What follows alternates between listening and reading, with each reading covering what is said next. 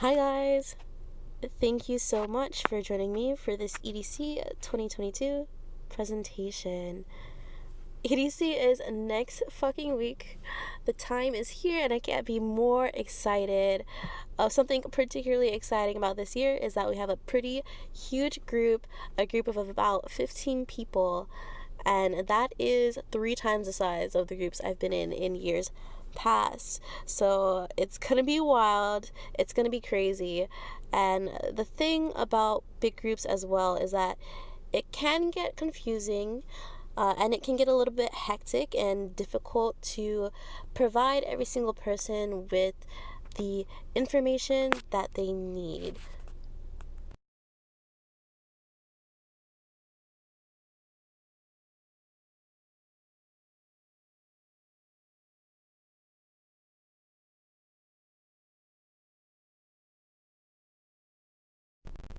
Something that I get frequently, not only for this occasion, but for other occasions as well, is people will often ask me, what's the plan? What's the plan? What are we going to do about this? How are we doing this? So, my mission today in this presentation is to hopefully put some of your questions at ease, some of your stresses at ease, and provide you with the utmost clarity. These are the main topics that we're going to be going over today, starting with the schedule.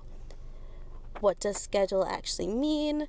How is the schedule organized? And the various factors that go into organizing the schedule. We're also going to be talking about logistics and transportation, very briefly touching upon transportation from the Bay to Vegas, but more importantly, also talking about how are we getting to and from the event itself. We're also going to touch upon various methods that we're going to use to meet up with each other and find each other throughout the festival. And lastly, we're going to go over some quick tips and some miscellaneous thoughts and subjects that we might have left.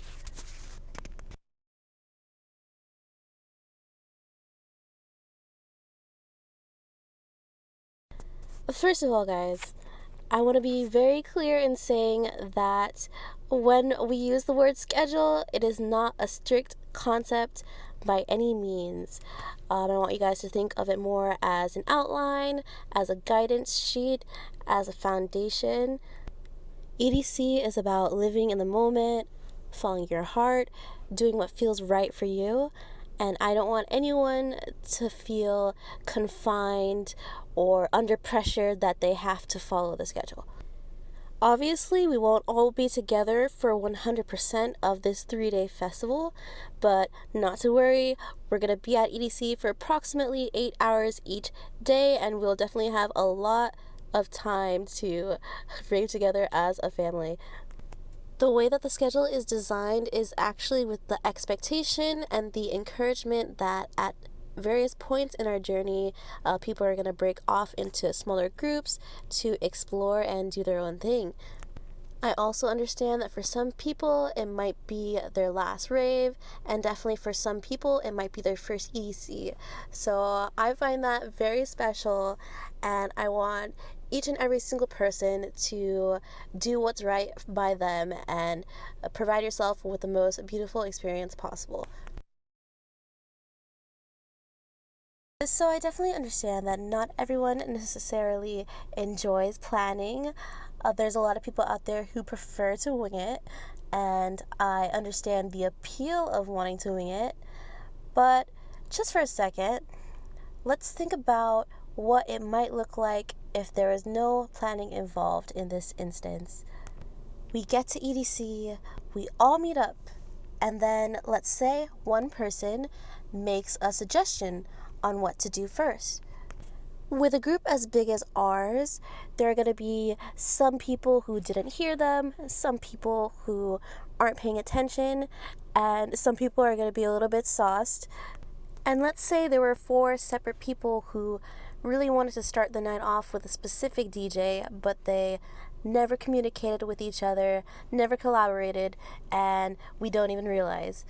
The next thing you know, Most people start walking off while others are confused, and already we're separated into three separate groups who can't find each other right off the bat. I think this type of scenario seems very chaotic. And yes, chaos can be pretty fun, but we're going for an organized chaos.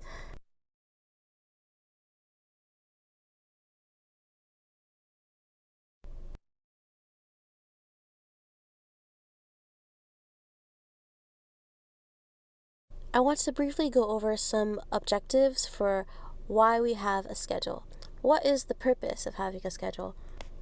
There are people in the group who just naturally won't be as vocal as others, and I want their picks to be represented on an equal playing field as everyone else's.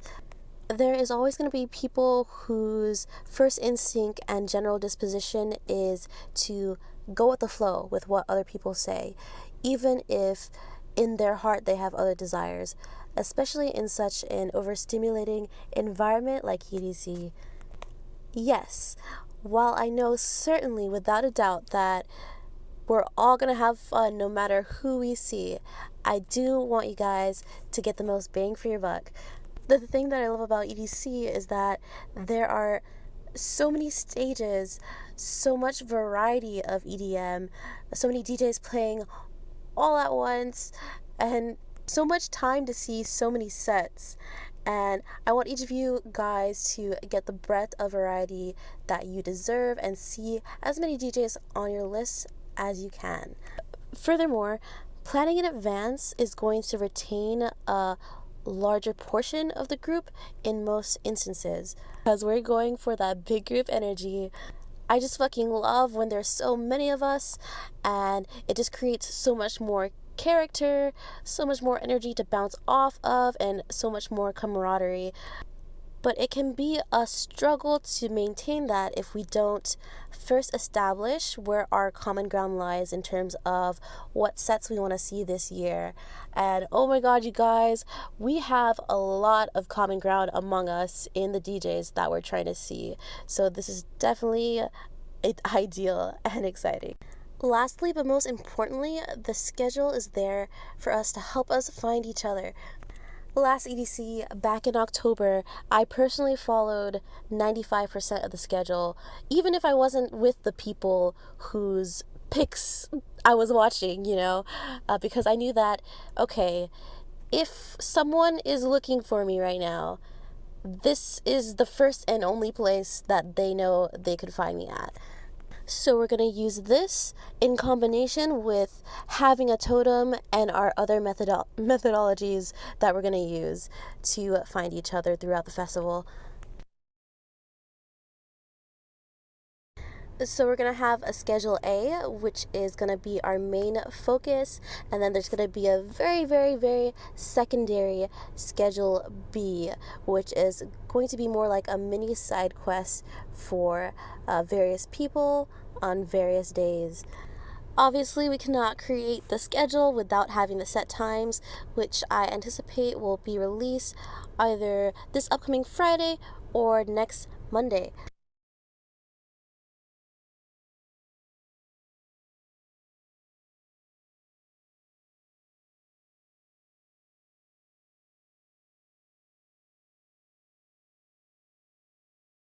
Now, the main foundation for how the schedule is built is via point system. I asked you guys to each give me your top 10 picks in order from who you want to see the most being at number 1 and who you want to see the least being at number 10. I assigned these picks numeric values, with your number 1 pick having 10 points, your number 2 pick having 9 points, and so on. This is an example of my picks with those points in place. There are some of you guys who have the main foundation for how the schedule is in your top 10 via point system. There are some of you guys who have split rankings in your top 10, which I had interpreted in this example as such. The development of this point system was inspired by reality show masterpiece 4 Weddings, and I love it because not only does it take into consideration how many of us want to see any particular DJ, but also how badly do we want to see them. I find it pretty valuable because it gives representation to DJs who might not be as mainstream or as popular as some other ones. Now these points collectively add up. The main foundation for how the schedule is built. Now these points collectively add up, which I will show you an example of in this slide, where you will see a representation of what it most likely is going to look like for us on Friday night. Now don't necessarily take the points in this example to heart, because they are subject to change within the next couple of days, which is also a reminder to you guys to change your top 10 within the next day or the day after tomorrow if you so desire. And it is also subject to change if we have another friend who decided to join us last minute. But for the most part, this is what it's going to look like. And as you can probably already tell, the DJs that have higher points are going to be sets we're more likely to see than the DJs with lower points. Once the set times are released, it is going to be a process of elimination to figure out what time each set is going to be and how many points those DJs have. But do understand that this is not the only factor that is the determinant for who we're going to see. There are other factors at play that we're about to discuss, and just understand that sets of similar point value, say approximately 3 to 5 points, would be considered interchangeable with these other factors at play. Really quickly, I'm going to run through some of these points and how they add up throughout the weekend. It looks like Friday night we will definitely be seeing Porter Robinson and Madion, as long as they don't conflict. The next picks thereafter are Kid and Diesel, who are both playing at Cosmic Meadow along with Madion. So we know that those 3 picks will not conflict, and it would be really lucky if we got to see them back to back to back. This night seems most dominant with picks from Kinetic Field. A-Craze is going to be playing 2 sets on Friday night, and if we were to see A-Craze, we'd only be seeing 1 of those sets. And that same thing is true about the other DJs that are playing more than 1 set during the weekend. Our top 3 picks for Saturday night, the main foundation for how the schedule. Our top 3 picks for Saturday night are very close in point value, and they're all at different stages, so let's hope that they do not conflict. Luckily for us, we do have another opportunity to see Excision the next day if need be, but it looks like a Cascade and Deadmau5 will defeat all here. Kinetic Field and Circuit Grounds seem to be the dominant stages on Saturday, but shout out to Craig Connolly, who is our only pick playing at Quantum Valley throughout the whole weekend, which is the trance stage. But he's a little bit low on the list there, so we'll see about that one.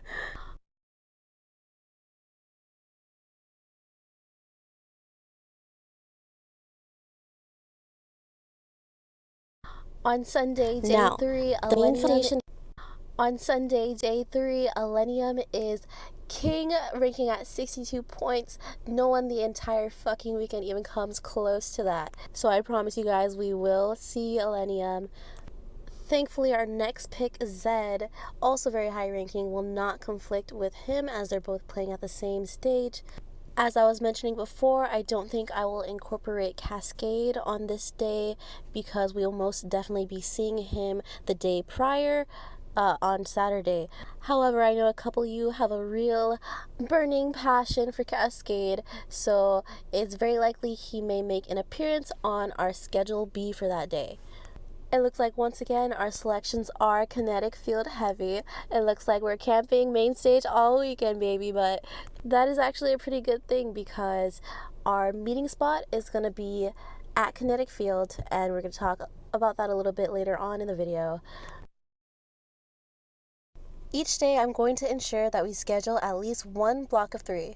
A block of 3 is 3 sets playing into session at the same stage. Now, with the intent of creating a block of 3, this is where you're most likely to see me swap out a higher ranking set for one with a much lower number. But I'll most likely not exchange 2 sets if the difference in points is more than 10. The reason why we want block 3 is because not only does it give the people staying at that stage a chance to like relax, chill without the, chaos of scrambling back and forth between stages, but it also gives other members of the group an opportunity to move in and out with greater ease. It's just so great to think, okay, I know they're going to be here for 3 hours. I'll be back in 90 minutes. This gives you so much opportunity to ride the carnival rides, check out the food vendors, check out the merch, or even see another set that didn't make the cut.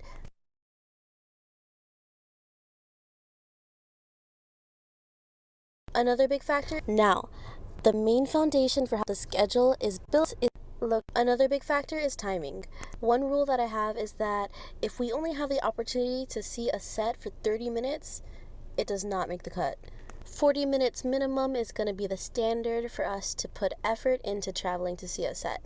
Now, this rule is not going to be perfect because we might be late to a few sets if we're waiting for people who we are expecting to join us. But we will definitely try our best, and we are going to create this schedule with the intent that we will be on time to each of the sets that we're planning to see.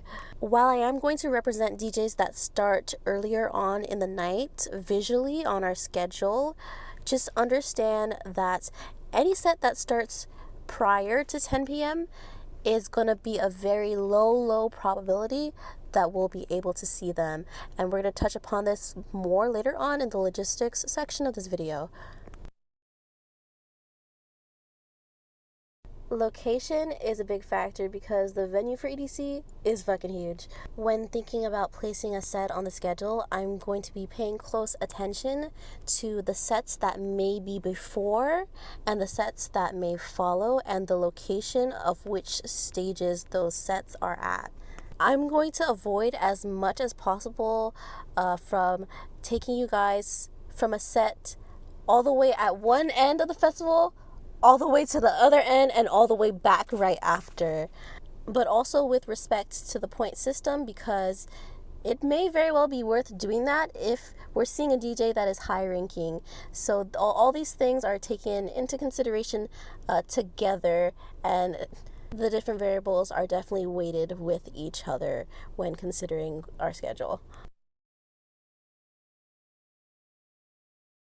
My personal goal now, the main foundation for how the schedule, my personal goal is to get 5 of your picks and or 50% of your picks into schedule A. And the reason I say and or is because some of you sent in lists that were not quite 10. If it is a struggle to achieve my goal, I can at least ensure that you can see 5 of your picks considering schedule A and schedule B in combination. And trust me, it shouldn't be too much of a struggle to achieve this goal because we do have a lot of picks in common here. So there are some people's lists that I'm looking at, and I can see that it might be 8 or 9 of your picks that you'll get to see for the weekend. With representation being our first objective for making the schedule, I'm going to be paying attention to whose picks are making the cut and whose are not. If I notice that someone has 8 or 9 of their picks making the cut and somebody else has more like 2 or 3, this is also another big factor where I might be swapping out sets. Now we're going to touch a little bit on our Schedule B, motherfucking Plot B storyline. Schedule B is going to be short. It's going to consist of 2 to 3 sets per day that are nearly consecutive, and it is going to come with a list of names of people who will benefit the most from following Schedule B. Once more, if you do see your name there, it is highly suggestive. There is no expectation and no pressure for you to follow Schedule B. But if you do see your name there, I want you to know that I was thinking about you when I was crafting Schedule B, and that you might enjoy it more than Schedule A for that particular period of time. There are a lot of factors that I'm going to be considering when crafting a Schedule B. First, I'm going to take a look at which DJs are not making the cut for our Schedule A. How high ranking is this DJ numerically on the point system? How high ranking is this DJ specifically on any a given person's list? Are they in the top 1, 2, or 3? Because those are definitely pretty important compared to the rest of your top 10. How many people have this DJ on their list? Which, by the way, is another important factor I forgot to talk about when talking about Schedule A. Also, I'm going to take into consideration when placing names in the suggestion list for Schedule B, I'm going to think about, does this person already have picks on Schedule A in the same time frame that I'm trying to create Schedule B? How high and how low are these conflicting picks in their top 10? The purpose of Schedule B is to make sure that we really get to see more of our picks, while also making sure that you don't have to go at it alone and maintaining that big group atmosphere for you, but away from the group. Because honestly, if you split our group in half, that half in itself is still a lot of people, you know? It may be particularly fun for those of you who do not have a lot of DJ preferences, where you could be just in the moment of, do I want to go here at Schedule B or do I want to stay here at Schedule A? You get to be really flexible in those choices, and I think that's a nice thing to have. Now, I know that some people may have skipped this section because these details aren't necessarily important to everyone, but it was important to me to at least provide you guys with this information because I want you guys to have trust in me. I want you guys to have trust that I place a lot of care and respect into creating this schedule for us. And I don't want anyone to feel like I'm trying to domineer our experience without any rhyme or reason to it.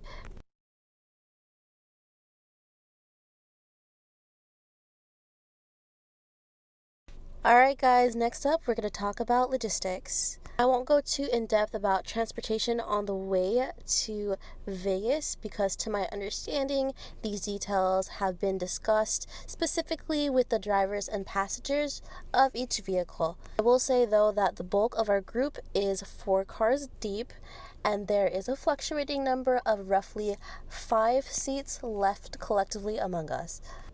Personally, my car is going to be leaving the Bay Area at around 3 a.m. Wednesday night or Thursday morning, and I expect to arrive in Las Vegas between the time frame of 1 p.m. to 3 p.m. As far as the hotel goes, there are 2 suites in my name, and I put 1 suite in Maria's name. There is one of the suites, the smaller suite, that we won't be able to check into until Friday, the next day after most of us arrive.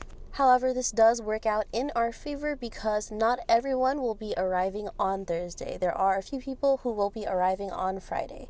So our head count for our roommates is not yet concrete. Our numbers are still fluctuating. So I won't necessarily be able to give you the price point right this second. I am going to provide you with a couple of figures, but understand that these are rough estimations based on a fluctuating head count. If you are staying in a suite that is underneath my name, expect to pay $280 roughly if you are staying 4 nights, and expect to pay roughly $210 if you are staying 3 nights.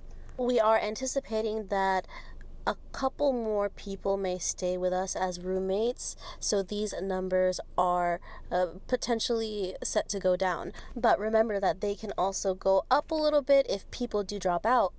I'm going to know more concretely our head count a couple days before we're set to leave, and this is also around the same time frame that I will be requesting the payment for the hotel.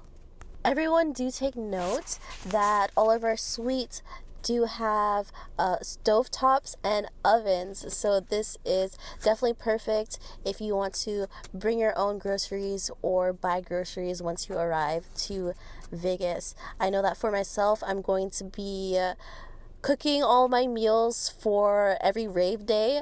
I don't intend to really go out and eat lunch or anything like that before we go to EDC, unless I have FOMO.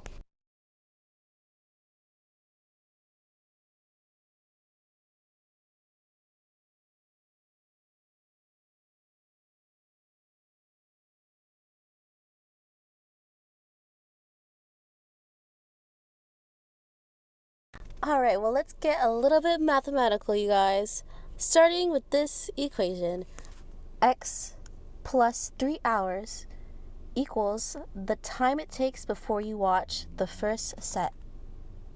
Now, if you are driving in a car to the venue as opposed to taking the shuttles, you can reduce the 3 hours in this equation to 2.5 hours. This is because when we are taking the shuttles, we will need to account for the 15-minute walk between our hotel and the shuttle stop, as well as the time it may take for us to actually board the shuttle.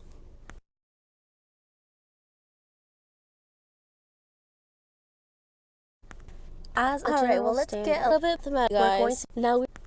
As a general standard, we're going to make sure that we're trying to watch our first set at 10 p.m. This is a time that will be the most practical and the most attainable for the majority of us. Now, I definitely understand that there are going to be a few people who will be ready a lot earlier and who will want to spend a lot more time at the festival. Please do feel at liberty to change this part of the equation and to change the general standard to reflect the time that you want to see your first set. I am going to be paying attention to what DJs make the times that are before 10 p.m. And if that DJ is on your list, I'm going to ask you directly if you intend to leave earlier in order to see that set. If necessary, I will absolutely help you scout for other people who are willing to leave early at the time that you are wanting to leave in order to see your first set.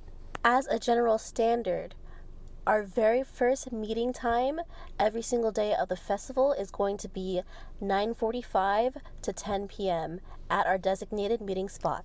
Now, on our schedule each day, we will have 2 to 3 additional more meeting times that will vary depending on the set times that will be released. Now, again, this is not a military, we're not strict about this, so if we are expecting you to show up at a specific meeting time and you're not there, we're not going to be leaving at 10 p.m. on the dot. Obviously, we're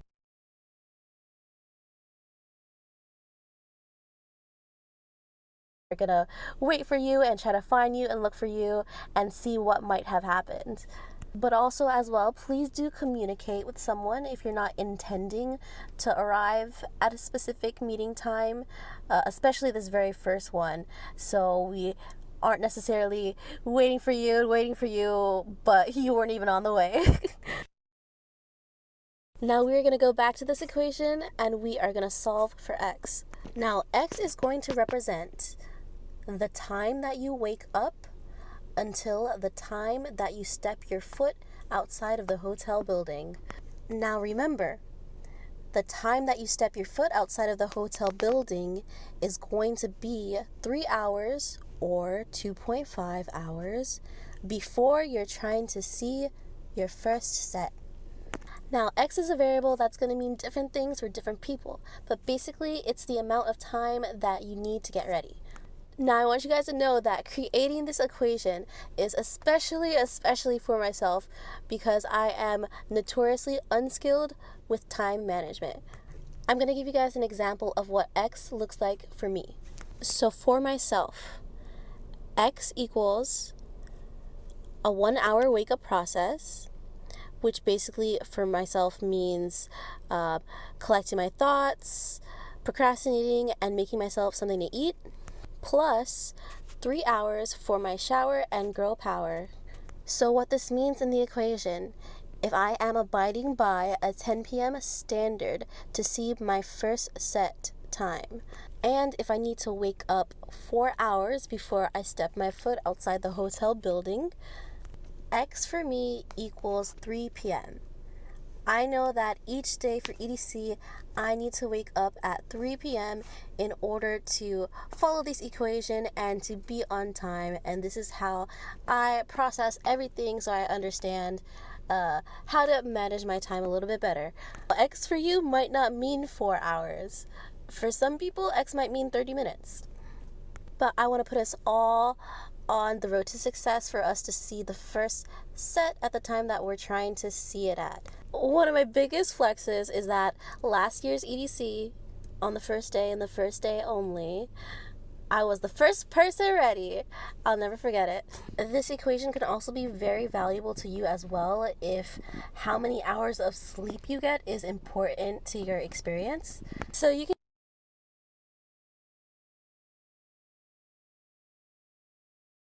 can kind of keep yourself in check and give yourself a hard stop and realize after long days of fuckery, like, oh shit, it's fucking 10 a.m. in the morning. I have to sleep now if I want to be on time tomorrow for the event.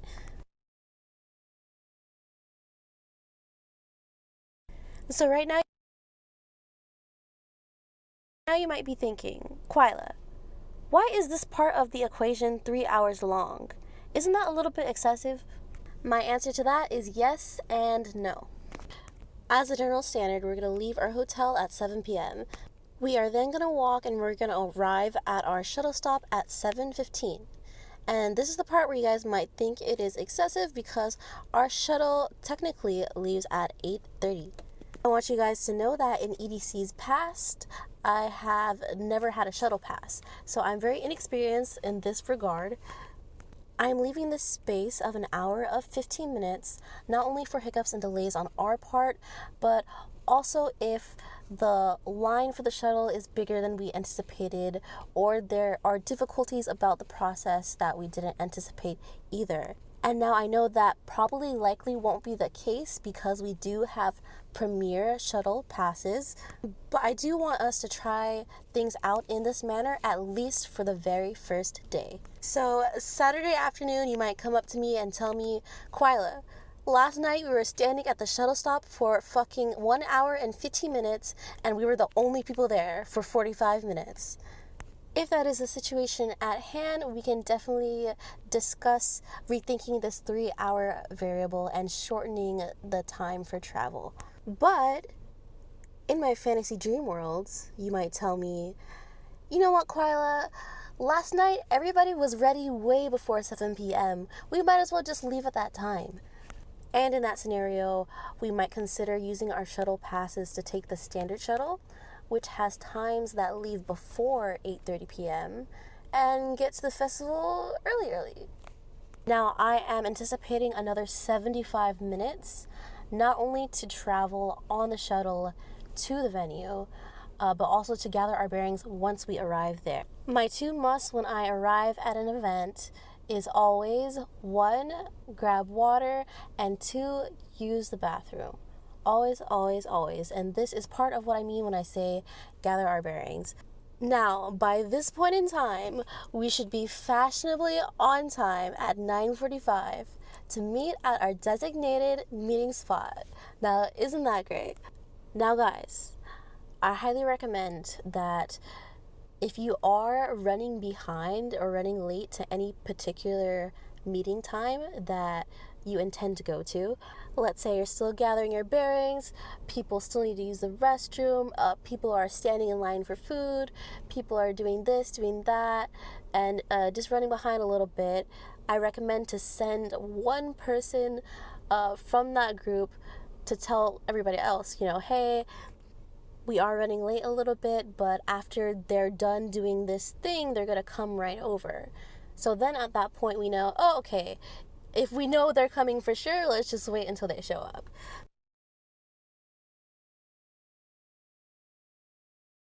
Now, traveling to the venue via car is something that I do have experience with. There is at least 1 or 2 cars that will be traveling to the venue with people who do not have shuttle passes, and these people can reduce their travel time to 2.5 hours, which again I would say is still a generous time frame that leaves room for error, room for delay, room for some cushion. I encourage you guys to use this 2.5 hour variable on the first day, and if you guys feel the need to take it down a little bit, maybe make it 2 hours instead, then that would totally make sense to me. But there's definitely a lot of traffic going on the way to the venue. I would at minimum at least an hour's worth of traffic, sometimes much more than that.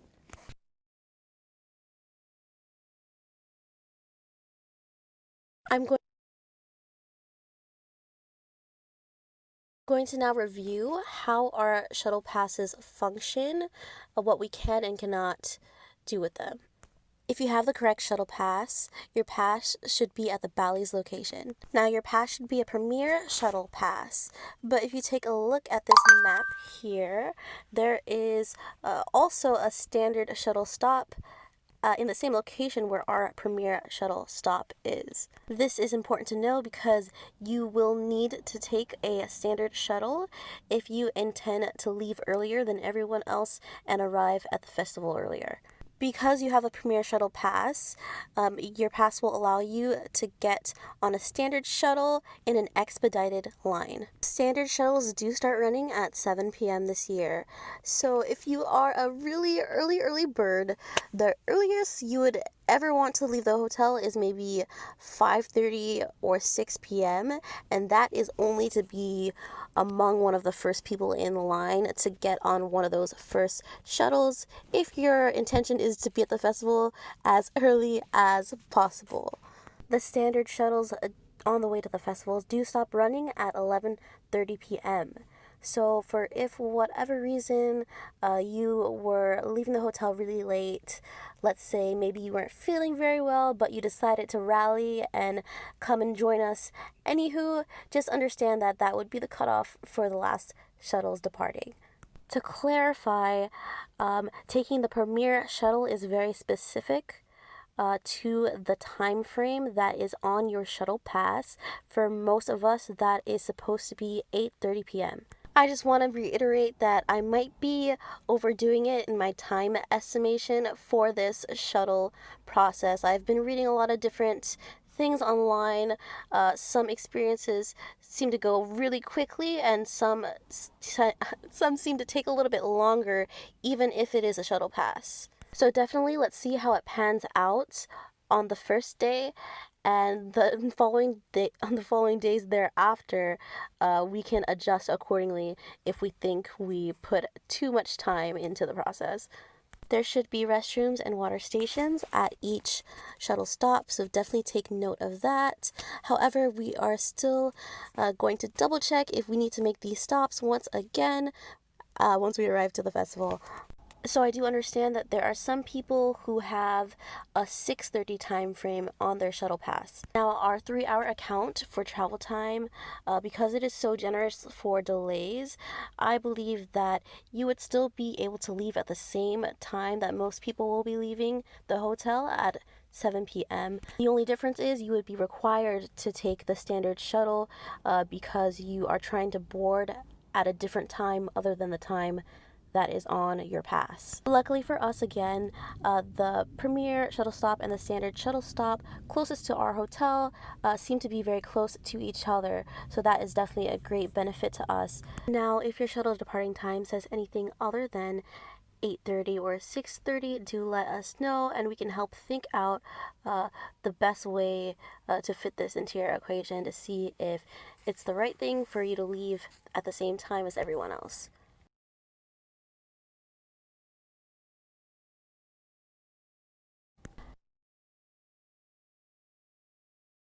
Now, real quick, let's jump ahead logistically to the end of the festival each night. Now, I don't find it particularly necessary for all 15 of us to try and regroup at the end of the festival each night. For one, I believe that heading back to the hotel is going to be a more simple process that can be done more independently or in smaller groups, as well as understanding that the process it'll take to get back to the hotel is going to be much more long than the process it took to get to the venue. Because of this, I think it would be most efficient to head as immediately to the shuttle stop at the end of the night as possible. Now, depending on your level of sobriety or lack thereof, it may benefit you to try to leave the festival with a buddy at the very least. Now, if it is the utmost priority for you to shorten the time it takes for you to travel between the venue back to the hotel, then that would mean that you would need to leave the venue at your scheduled time on your shuttle pass. It seems like a lot of us probably won't be doing that because unfortunately, a lot of us were stuck with some times that leave the festival early, like 3 o'clock, 3:30, etc.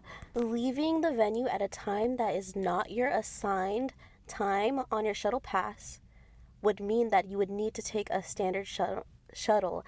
And in this instance, taking a standard shuttle will not put you in an expedited line. The expedited lines are only for the premier passes used at standard shuttle stops on the way to the festival, but they cannot be used for expedited lines on the way back. This specific fact is what is going to contribute to the fact that there's going to be a longer process on the way back to the hotel, especially if you are leaving at the very end of the festival when most people are trying to leave. Now, something important to keep in mind is that we can always trade shuttle passes with each other. Let's say if I have a shuttle pass that leaves early at 3 a.m. and someone else has a shuttle pass that leaves at the end at 6 a.m., we could always trade passes if that person wanted to leave earlier instead. So always keep that in mind.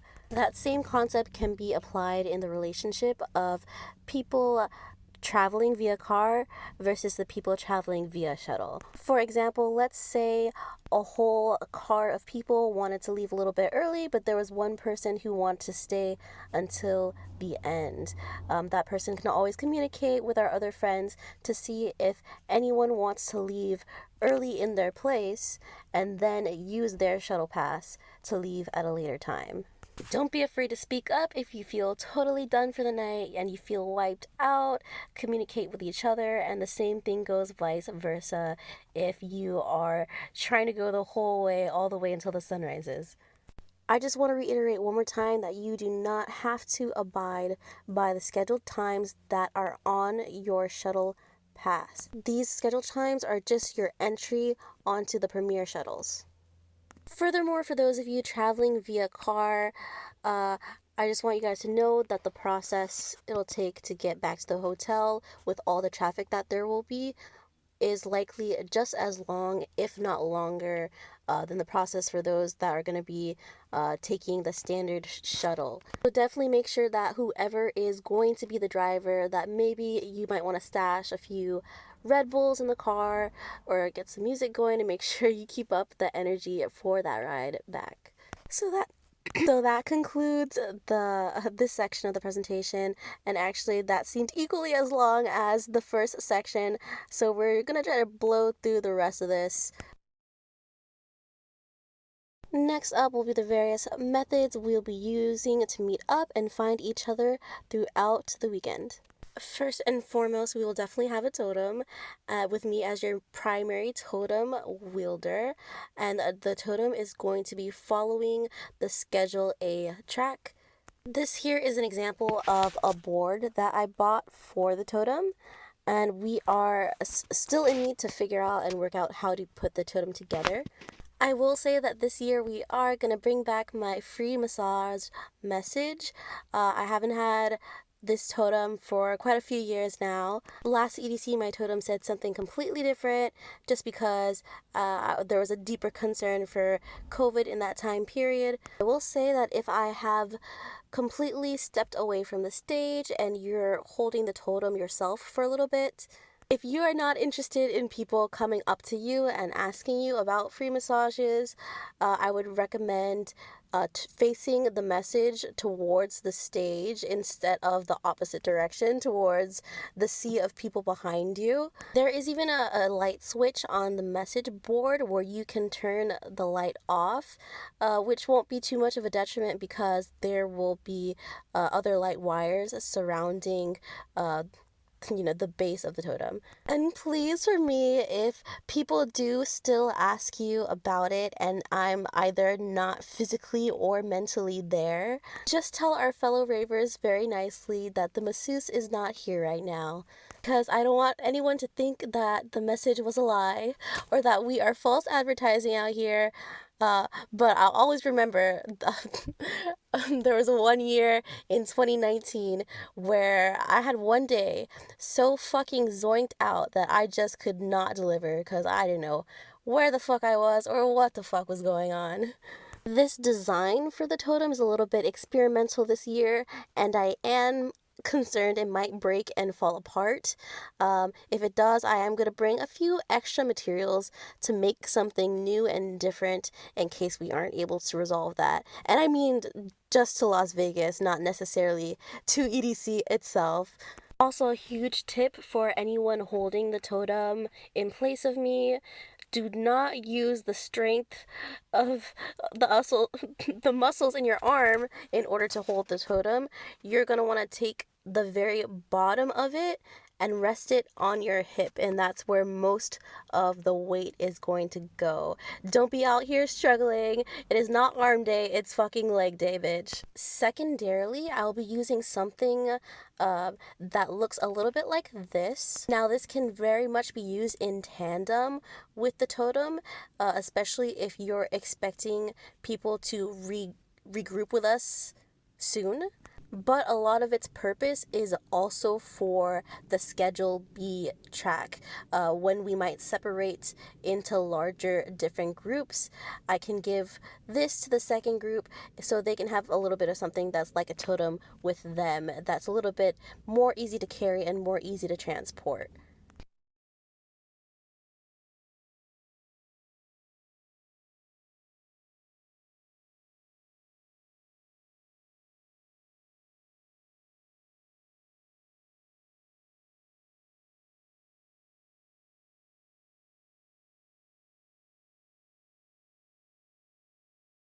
As we have discussed earlier on in this presentation, the meetup times and the schedule overall contribute largely to how we're going to find each other throughout the weekend. As we know, most of these times and places are largely determined when the set times release, but we'll now talk about our designated meeting spot. Something that I felt was maybe not the best choice in planning last year's EDC was the meeting spot that I chose that year. Last year, I chose a carnival ride called the Wacky Worm, and at first, I thought this would be a good choice because I thought this would be very visually distinctive. Like, hey, that's a big fucking moving worm there, you know? But it wasn't in practice as easily identifiable as I thought, nor was it necessarily as easy to find for everybody. We had actually transitioned mid-weekend to a completely different meeting spot, which is the meeting spot that we're going to use this year. I just want you guys to know that these next visual representations I'm going to be using as examples are based on what EDC looked like in years past. And while this year it's not going to look exactly the same foundation is going to be there. Kinetic Field is the mainstay at EDC, and we are going to meet in a spot at Kinetic Field that should be very easily identifiable to each of us. Now, studying the pictures from EDC's years past, we will find that at Kinetic Field there is always a giant arch sign that says Kinetic Field on it. And at the base of each side of this arch, there is a statue at the bottom. To be the most descriptive about where our meeting spot is, we are going to meet at the very base of the right statue when looking at the stage. That means that however close you think you can get to slapping that statue's booty cheek is where we're going to be, and that is our designated meeting spot. Now, when you get to that area, be sure to be on the lookout for the totem, as well as possibly our mini totem buddy, and be sure that you are at the right side statue. Now, the reason why I love this meeting spot as opposed to meeting at a carnival ride like the Wacky Worm is because when we're meeting, we're not just standing around, waiting around, we're actually at a stage, watching a set, looking at the stage, dancing to the music. There's a big difference between the two. I also think that it's very much more time efficient because when I pick this meeting spot, I am able to then schedule our meeting times in tandem with when we're gonna already be at Kinetic Field. That means that we're just saving that much more time in actually seeing the sets that we're trying to see. Now, keep in mind, guys, if we do meet here at the same time that we're watching a set here at this stage, that does not mean that we are going to be stationary in this meeting spot for the whole entire set. Once our meeting time is up and we also believe we have everyone who intended to meet with us at this particular time, we are then going to exit the stage. And then we are going to walk along a pathway on the far right side of the stage to get to a different entrance that will take us closer to the rail. If you get to the meeting spot and we are nowhere to be found, you probably just missed us. Understand that we had exited the stage to take the right side entrance and get closer to the front. So if you are still trying to meet up with us, that is where you will want to go to try to find us at this stage.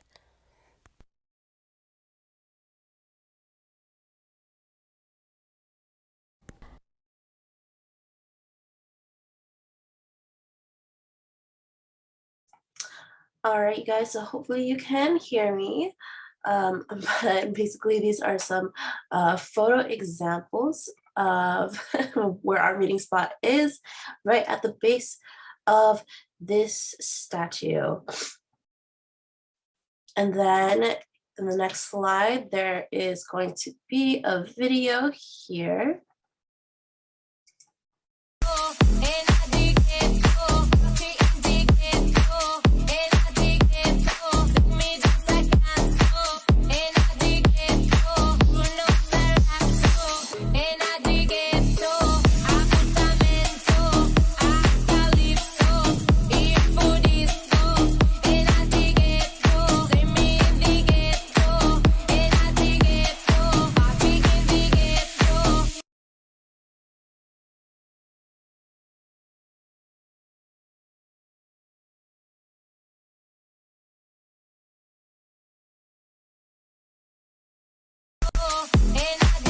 So let's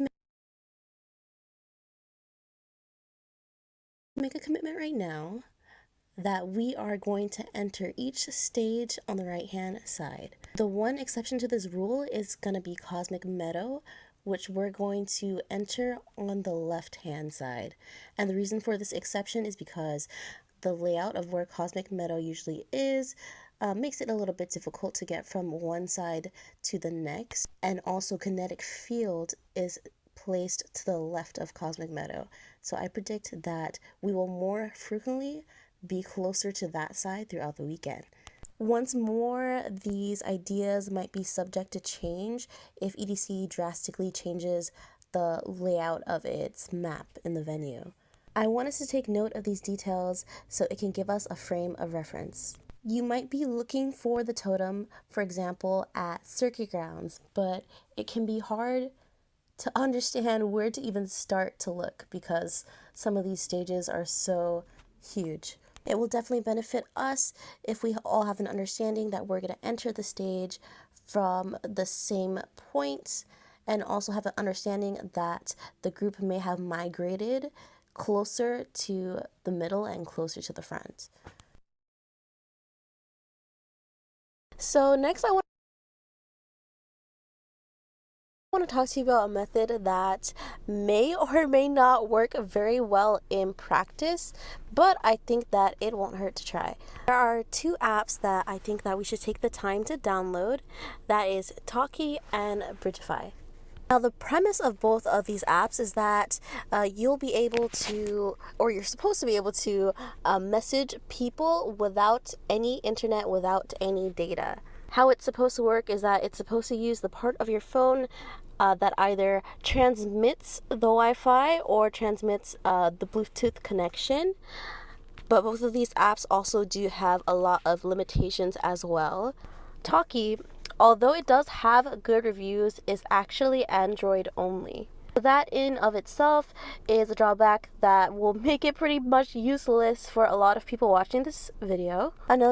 Another limitation of Talkie is that the range of which you can communicate and send messages is only 450 feet outdoors, and even less if you're indoors. 450 feet is basically less than a tenth of a mile. So I would say that a scenario in which this app would be useful is if two people are trying to communicate with each other and they're at the same stage, because again, the range is very small. It also should have the capacity to be able to send the messages. Let's say if you unknowingly passed each other within this range of 450 feet, then I believe in practice that the messages should go through at that point in time. Bridgify is a similar app, but it is available to both Android and iOS users. The thing about Bridgify is that it actually has very, very poor reviews, with having less than 2 stars on the Google Play Store. So it is very apparent that it might not necessarily work the way we're wanting it to, but on paper, its capabilities are supposed to be better than Talkie. The range for Bridgify to be able to send messages back and forth is about 900 feet, which is double the capacity of Talkie. 900 feet is about a little bit over 15% of a mile. The more people that are using the app, the more the range is supposed to extend. Let's say, for example, person A was trying to communicate with person C.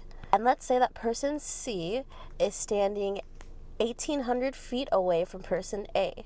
Now, if we add in person B standing between them, 900 feet apart from each of them, then the fact that person B is within range of both of them means that person A and person C would be able to communicate with each other. I've read many reviews for this app, and there are a few that do say the app does work.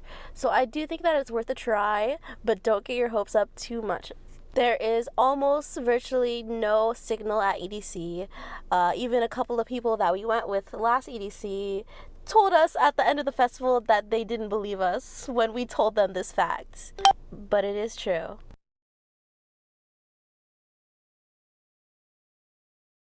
One more thing that would like to add that I forgot to add here is that when sending messages, something that we should do is timestamp them. So if you're sending a message at 11:30, write 11:30 in your message, because although you might send it at 11:30, the recipient might not even receive it until 1 to 3 hours after the fact. So it can create confusion if you sent a message in the past that someone thinks they're receiving in the present. So no matter if it's SMS, which I will definitely create a group chat between all of us for SMS, and then whether you're trying to use other messaging apps, whether it's Messenger or Instagram, definitely try to do that as well. Let's see, next slide. Another app that I think we should try out is called ShiftPod Beacon, and this was an app that was recommended by Amanda. Basically what it does is it's supposed to allow you to mark your location and be able to send it to other people, and this is also supposed to be capable without having data, without having Wi-Fi. So guys, that another app that I think we should try out is called ShiftPod Beacon, and this was an app that was recommended. So guys, that is the end of that section, and coming to the end of this video, I'm actually realizing that I don't have that much miscellaneous information to give you guys. The most important thing that came to my mind when I was thinking about this section was just everyone to beware of pickpockets. If you are gonna be wearing pants, please don't keep your phone in your side pockets. Don't keep it in your back pockets. Even if your pockets have zippers, unless you're wearing some type of pants where the pocket was like at the knee or something, don't put your phone in your pocket. People will try to target you, and I would hate for anyone to have to go through that type of situation. So if anything at all, put your phone in your backpack, hydration pack, or your fanny pack. And if you don't intend to bring any of those type of bags, then put your phone literally in your underwear. On a separate subject, as far as sleeping arrangements go, um, we may or may not need extra mattresses. I myself have one air mattress. Do let me know if you have an air mattress that we could use. And before we leave, I'm gonna also call the hotel and see if they provide extra smaller mattresses as well, because a lot of hotels do offer that. Also, for the hotel, you might want to bring extra pillows, blankets, and towels. And just one more reminder that we do have a fully stocked kitchen. I'm going to be doing a little bit of grocery shopping when I arrive in Vegas. Another thing to keep in mind is that just because it is going to be May in Vegas does not mean necessarily that it is going to be hot. When I went in May of 2019, EDC was fucking freezing. So you might want to be sure to have those pieces and articles of clothing in your suitcase, and make sure that you bring something just in case, depending on what the weather forecast might be on the days that we're going. So this year we are doing 2 themes in terms of outfits. If you guys want to participate and join us, we are going to have one day of the weekend that is going to be light up day, and we're going to have another day of the weekend that will be reflective day. And if you guys are interested in making any last outfit purchases, there is going to be 2 pop-ups in Las Vegas, one for iHeart Raves and one for Dolls Kill. So if you were at all interested in like going shopping one last time for your outfits, let's say your outfits didn't arrive in time, or you just weren't able to pick them up, or whatever like that, there's still an opportunity. The very, very, very last thing that I would like to say is that for anybody watching this video, or anybody joining us for EDC, or just anybody like at all, like everyone is welcome.